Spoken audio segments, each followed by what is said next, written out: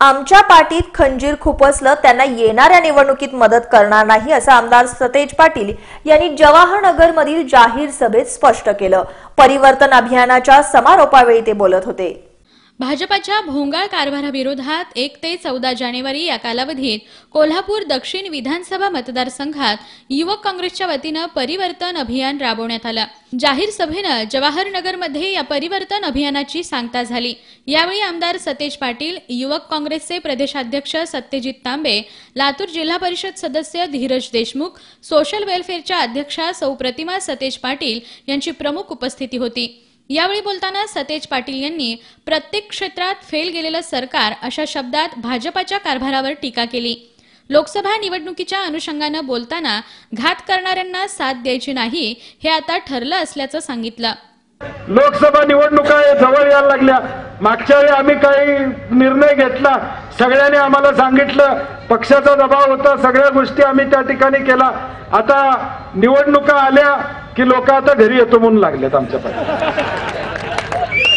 आता म्हणतात घरी येतो, भेट घेतो। मागच्या वेळी सुद्धा हेच त्यांनी केलं होतं। आता ज्यांनी आमचा विश्वासघात केला त्यांना मदत करायची आहे का? जोरात मला ऐकू आलं नाही। आमचं ठरलंय आता, ज्यांनी विश्वासघात केला त्याला मदत नाही, हा निर्णय आमचा पक्का या ठिकाणी आहे। त्या निर्णयामध्ये कुठलाही बदल या ठिकाणी नाही आहे।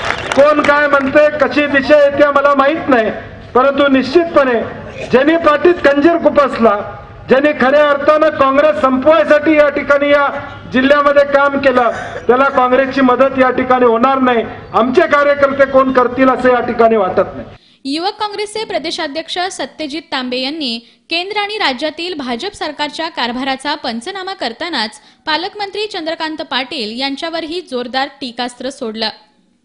मागच्या 4.5 वर्षामध्ये देवेंद्र फडणवीस एकही कारखाना या महाराष्ट्रामध्ये आणू शकले नाही, एकही मुलाला या ठिकाणी रोजगार देऊ शकले नाही। उलट असं झालं की पुण्यामधल्या 31 IT कंपन्या पुणे सोडून आज हैदराबादच्या अमरावती ठिकाणी जिथे नवीन राजधानी तयार होतीये तिथं चालल्यात। देशातल्या बहुजन समाजाला, देशातल्या शेतकऱ्याला, देशातील युवकाला, महिलांना, अल्पसंख्याक समाजाला, दलित समाजाला जर आपल्याला न्याय द्यायचा असेल, तर तुमचं आमचं सरकार आणायचं असेल तर काँग्रेस पक्षाच्या पाठीशी आपण उभं राहायला पाहिजे। लातूर जिल्हा परिषदेचे सदस्य धीरज देशमुख यांनी सरकार ऑनलाईन आणि जनता मात्र सलाईनवर अशी देशाची सध्याची स्थिती असल्याचं सांगितलं।